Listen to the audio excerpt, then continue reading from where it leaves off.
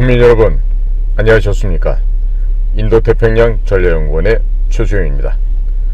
오늘도 저희 공작관TV 그레이트게임을 애청하시는 전국 방방곡곡의 국민 여러분, 또 해외에 계시는 해외 동포 여러분 한 분 한 분께 감사의 말씀을 전해 올립니다. 날씨가 많이 차가워집니다. 감기에 걸리지 않게 건강들 유의하시고 늘 내에 화평과 기쁨과 건강이 충만하시기를 소망합니다. 자, 오늘 제가 전해드릴 얘기는요, 미국의 여러가지 기관이 있겠습니다만 특히나 미국의 주요한 골간세포를 이루고 있는 조직들이 있습니다. 다름 아닌 내셔널 인텔리전스 커뮤니티, 국가정보기관 공동체라고 해야 할 텐데, 그런 그 미국의 정보기관에게 커다란 불유쾌한 선물을 선사한 일이 최근 들어서 확인이 되고 있습니다.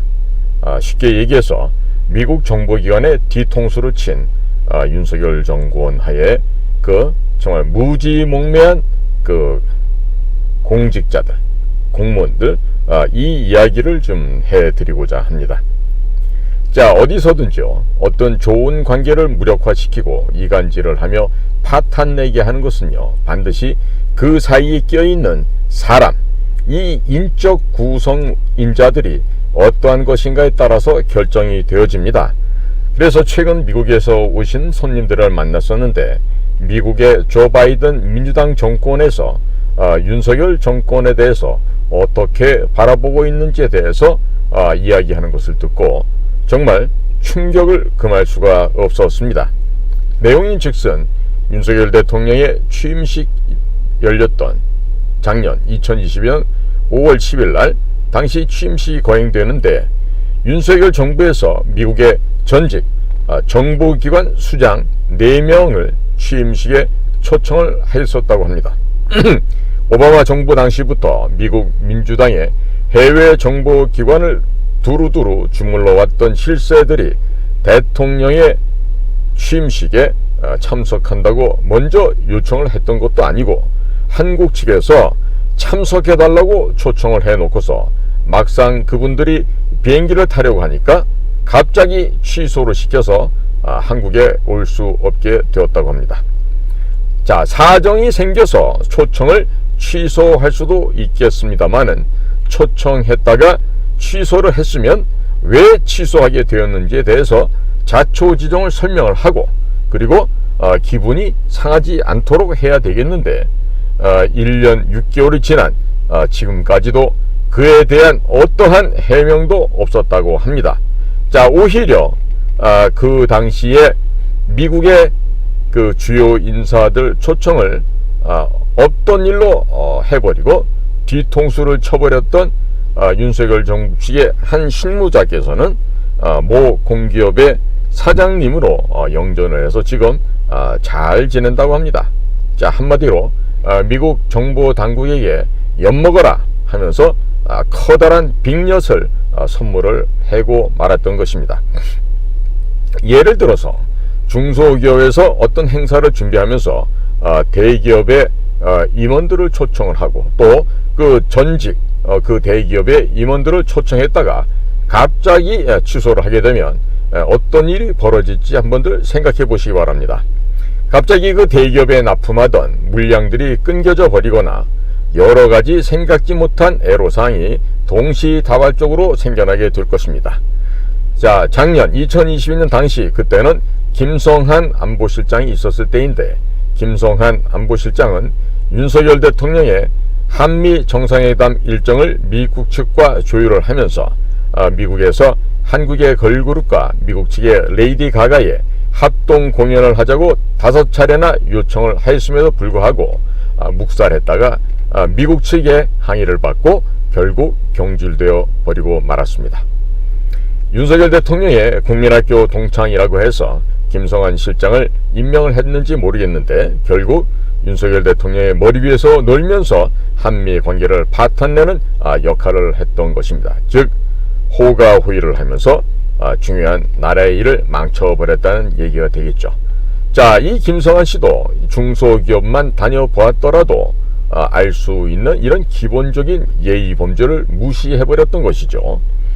윤석열 정권에서는 친중, 친북 정권이었던 노무현과 문재인 정권에서 출세했던 자들이 아직도 너무 남아 있습니다. 이들을 쳐내지 않은 것도 미국에서 봤을 때는 윤석열 정권, 윤석열 정부를 신뢰할 수 없는 이유 중에 하나가 되었을 것입니다. 윤석열 대통령이 한미 정상회담을 하고 난 뒤에 이어서 캠프 데이비드에서 한미일 3국 간의 선언을 하는 등 사진을 금년도 들어서 많이 찍었습니다. 그런데 지금 실질적인 후속 조치가 제대로 진행되는 것이 없다는 이야기도 나오고 있는데, 미국 측에서 윤석열 정권에 대해서 신뢰하지 않는 모습을 보이는 이런 조짐들이 서서히 여기저기서 보이고 있어서 매우 큰 충격을 주고 있습니다. 윤석열 대통령이 집권 초기에는 미국의 국가 서열 3위였던 하원 의장 낸시 펠로시가 방한을 했을 때 윤석열 대통령 내외께서는 공연을 보러 간다면서 낸시 펠로시와의 접촉을 무시를 했죠. 그랬더니 미국 워싱턴 정가에서는 분노하는 들끓고 있는 그런 그 성남 모습들이 여기저기서 포착이 되어서 큰 걱정을 했었는데, 윤석열 대통령의 취임식부터 미국의 정보당국의 수뇌급들에게 불쾌한 아주 불미스러운 그런 그 부정적인 선물을 한 것에 대해서 미국 쪽에서도 큰 우려를 하고 있다고 합니다. 자, 대통령들 사이에 윗사람들끼리는 괜찮다고 해도 밑에 있는 실무진들이 안 괜찮다고 합니다. 위에서 윗분들이 괜찮다고 해서 밑에 있는 사람들이 가만히 있게 되면 자기들은 매장을 당하게 되거나 바보가 되기 때문에 밑에 있는 실무진들은 윤석열 정권, 한국 정부 측에 대해서 어떤 식으로라든지 보복을 가하지 않을 수가 없다는 것이 그 미국 바닥의 기본적인 생리 구조라고 하겠습니다.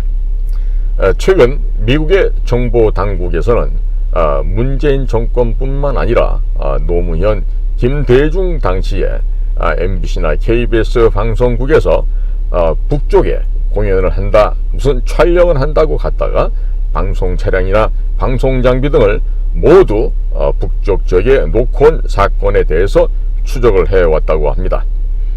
북한 괴뢰들에게 전략물자 반출을 금지했던 미국의 대북 제재 및 유엔 대북 제재를 위반한 것에 대해서 한국 측에게 세컨더리 보이콧이라는 이 엄한 제재를 가할 것이란 이야기들이 이제 슬슬 흘러나오고 있습니다. 만약 이것이 세컨더리 보이콧이 현실화된다면 대단히 큰 걱정거리가 될 것이고, 이것은 윤석열 정부가 미국을 너무 만만하게 보고 장난을 쳤다가 보복을 당하는 것은 피하기 어려운 것이 아닌가, 이런 전망도 하게 됩니다. 지금 제가 말하는 윤석열 정부는요, 윤석열 대통령 본인을 지칭하다기보다는 윤석열 정부를 지금 현재 이루고 있는 비서실, 그 다음에 국가안보실, 또 국가정보원, 국방부, 이와 같은 외교, 안보 정보를 담당하는 부서가 총망라된 의미라는 것을 말씀을 드립니다. 자, 대통령께서는 서울대학교 법과대학 특수부 검사, 검찰총장 등 검찰 내부의 경력에 있어서도 엘리트 과정을 밟아왔다고 할 수 있겠습니다. 그러다 보니까 본인 스스로가 대한민국같이 이 조망만한 부처님 손바닥도 안 되는 요 크기의 국가에서 대통령을 하면서 너무 지나친 엘리트 의식에 도취되어 버려 있는 것이 아닌가, 이런 염려가 되고요. 또 그러한 윤 대통령께서 미국이라는 저 거대한 정말 바다에서 가장 크다고 하는 향유고래, 긴수염고래 같이 너무나 거대한 미국을 우습게 얕잡아 본 것이 아닌가, 이러한 염려가 많이 됩니다. 자, 미국이란 나라는요, 절대로 인상을 앞에서, 손님들 앞에서, 상대편 앞에서 얼굴을 붉히는 일이 결코 없습니다. 웃으면서 이야기하고 식사하고, 그리고 뒤돌아서서 등 뒤에다가 도끼로 찍고, 그리고 머리 가죽을 벗겨버리는, 정말 보복을 하는 데 있어서는 타의 추종을 불하는 그런 나라가 되겠죠. 윤석열 정권이 우리나라 한국의 방송 장비가 북쪽 지역에 넘어간 것에 대해서 수사를 착수하지 않고 있는 것에 대해서 대단히 미국에서도 이상하다라고 의심을 하고 있고요. 그리고 특히나 문재인이 북한 김정은에게 넘긴 USB에 대해서 수사를 하지 않는 점에 대해서는 더더욱 큰 의혹을 가지고 있는 것이 미국 워싱턴의 시각입니다. 따라서 이러므로 인해서 윤석열 정부와 문재인 정부는 결국 결을 같이 하는 한통속이 아닌가 하는 그런 인상을 강하게 워싱턴에 전달하고 있다고 합니다. 문재인이가 김정은에게 넘겼던 USB 안에는 한국의 방산기술, 원자력 산업기술, 암호화폐 관련 등 많은 국가 1급, 국가 특급의 기밀 정보가 포함되어 있었고, 그것이 북으로 송두리째 넘어갔습니다. 그리고 그 안에는 주한미군 관련 기밀 자료들도 들어있을 것으로 추정이 되고 있는데, 자, 그런 것에 대해서 대통령의 친위 부대라고 할 수 있는 국가정보원, 대통령 직속 정보기관에서 수사를 하지 않고 있다는 것은 결국 윤석열 대통령이 문재인과 북한 김정은에게 면죄부를 주면서 북한의 핵무기 개발에 시간을 벌어주고 있는 것이 아닌가, 이런 식으로 미국에서는 의혹의 눈길을 계속해서 보내오고 있는 것입니다. 문재인이가 북한 측에게 넘긴 USB를 북한 김정은과 그 똘마니들이 돈을 받고 다시 중국이나 러시아, 이란, 헤즈볼라, 하마스 등에 판매했을 가능성이 대단히 큽니다. 그것에 대해서 수사를 하지 않고 있으면서 오히려 문재인에 대한 수사를 윤석열 대통령이 틀어막고 있다는 이야기가 여기저기서 들려나오는데, 이 이야기가 미국에서도 들려나오고 있습니다. 자, 미국 측에서는 문재인을 손을 보기 위해서는 문재인에 대한 수사를 철저한 검증을 맡고 있는 현재의 윤석열 정권을 손보지 않을 수가 없는 상황으로 빠져들어가고 있다 하겠습니다. 미국의 정보 당국에서는 현재 한국의 국가정보원이나 대통령실에 전혀 귀중한 핵심적인 정보를 건네주지 않고 있다고 하는데, 즉 중국 공산당 측에게 오래전부터 포섭된 자들이 윤석열 대통령 주변에 보좌관이다 비서관이다 해서 너무나 많이 기생하고 있기 때문에 결코 믿을 수가 없다라는 결론이 나오게 됩니다. 얼마 전 윤석열 대통령이 자신의 입으로 탄핵시킬 때면 시켜보라고 말했다 하는 이런 언론의 보도가 되었었는데, 자, 그런 말은 함부로 해서도 안 되겠지만, 또 만약에 그런 말을 했다라면 그 말에 대한 책임을 져야 하겠습니다. 미국으로부터 세컨더리 보이콧 제재가 한국으로 들어닥치게 되면 문재인 정권에서 사고를 친 것에 대한 모든 책임을 윤석열 정권이 뒤집어 써야 하며, 즉 은행이 파산하고 은행이 다 영업이 정지될 것이며 은행이 도산이 될 것인데, 자, 그에 따른 대기업, 중소기업, 소기업들의 기업들의 줄도산이 연이어서 발생을 할 것입니다. 자, 그렇게 되면 윤석열 정권은 온전하게 버텨낼 수가 있겠습니까? 자, 이 모든 것은 문재인 정권에서 사고를 친 것인데, 문재인 정권 시절에 사고 친 것에 대해서 수사 무마를 해서 모든 책임을 오히려 윤석열 정부에서 뒤집어 쓴다면 그건 그야말로 바보 같은 결정이라고 하겠죠. 제발 그런 바보 같은 결정은 하지 않았으면 좋겠습니다. 국가기밀이 북쪽에 넘어갔음에도 불구하고 수사조차 지시하지 않는다 하면 그것은 국군 통수권자로서 헌법 정신을 수호하고자 하는 의지가 부족한 때문에 탄핵 사유가 충분히 될 수도 있을 것입니다. 자, 이렇게 제가 지금 알다마로 얘기 안 하고 쓰리 쿠션 당구로 이렇게 얘기를 해서 이렇게 쿠션을 쳐서 언지를 하는데도 말귀를 못 알아듣는다면요, 힘들고 어려운 일을 당해도 할 말이 없어집니다. 자, 박근혜 대통령 탄핵을 한번 살펴볼까요? 박근혜 대통령 탄핵도 미국이 만약에 막아주려고 했다면 충분히 막아줄 수 있었습니다. 그런데 박근혜 대통령은 중국 공산당이 2차 대전 전승 70주년 전승 기념절 날 천안문 광장 그 망루에 올라갔습니다. 그러므로 인해서 미국의 뒤통수를 치고 미국과 중국 사이에 양다리를 걸치는 모습을 보였기 때문에 미국이 박근혜 대통령의 어려운 일을 겪던 2016년 연말과 2017년 초에 도와주지 않고 그냥 그대로 지켜보았던 것이 아닐까 합니다. 자, 어딜 가나 개인이나 단체나 국가나 눈치가 있어야 밥 먹고 살기가 편하고 처신하기가 좋아집니다. 민간기업에서 서울대학교 출신 애들을 임원으로 잘 기용을 하지 않습니다. 왜 그런지 아시죠? 서울대학교 나온 애들은 책으로 세상을 배우고 자기만 이 세상에서 가장 잘난 줄 압니다.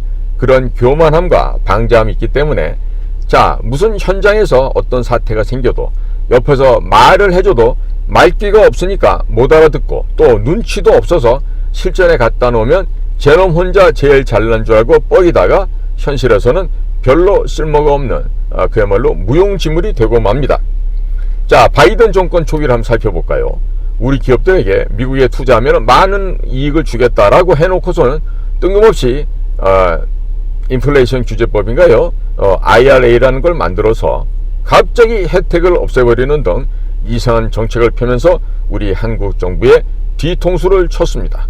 자, 그런데 그것 때문에 우리 한국에서 많이 화가 났었죠. 거꾸로 그럼 윤석열 정권에서 시작 초기에 미국의 정보기관에 뒤통수를 친 것은 아무 일도 없었을까요? 미국의 그말로 살육 전문가들이 보복할 가능성은 전무할까요? 아니라고 봅니다. 저는 결국 윤석열 정권을 구성하고 있는 그 자들의 오만한 교만한 오만 방자함 덕분에 대한민국의 기업들이 손해를 보는 상황이 벌어졌습니다. 문제는 보복이 그것으로 끝나지 않을 것 같다는 이런 아주 불길한 예측이 들고 있는데 아마도 이것은 현실화될 것으로 저는 예상하고 있습니다. 바이든 대통령이 윤석열 대통령에게 그 지봉 같은 선물을 준 게 있죠. 잘하거나 못하거나 모든 책임은 지휘관 책임이란 뜻이었는데 만일 그 의미를 알아채지 못했다고 한다면 어디에 가서나 본래 양력에서 서울대학교라는 그 경력은 꼭 빼야 되지 않겠습니까?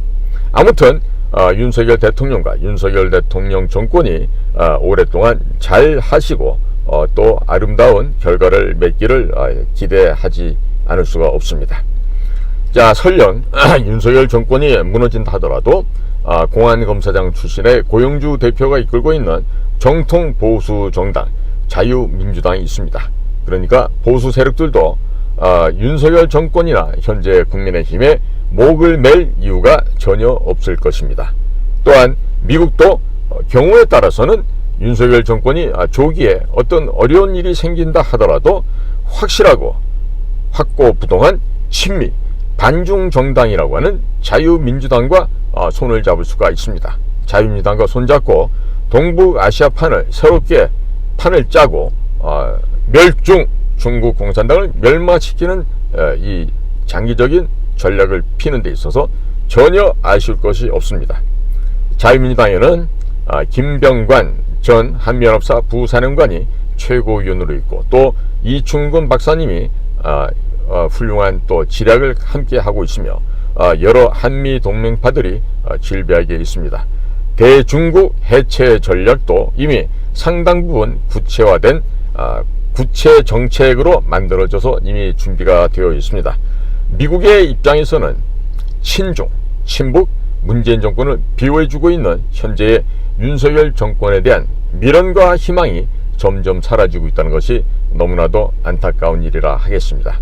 이를 바로 잡을 수 있는 시간이 얼마 남지 않았습니다. 오늘도 저희 공작관 TV 그레이트 게임을 경청해 주셔서 감사를 드립니다. 고맙습니다.